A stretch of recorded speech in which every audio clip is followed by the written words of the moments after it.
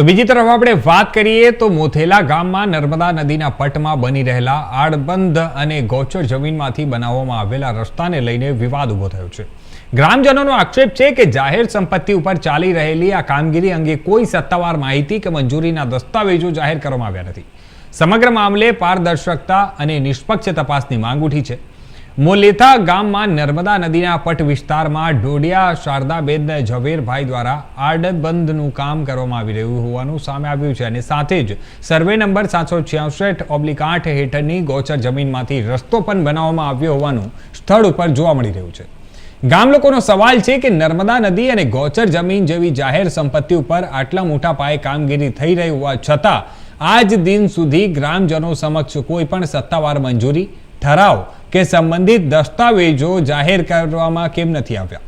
ગ્રામજનોનું કહેવું છે કે ગામના વિકાસ સાથે જોડાયેલા અને જાહેર હિતના આવા કાર્યો અંગે ગ્રામ પંચાયત તથા સંબંધિત વિભાગો દ્વારા પારદર્શક માહિતી આપવી જરૂરી છે, પરંતુ આ સમગ્ર પ્રક્રિયામાં માહિતીનો અભાવ જોવા મળી રહ્યો છે।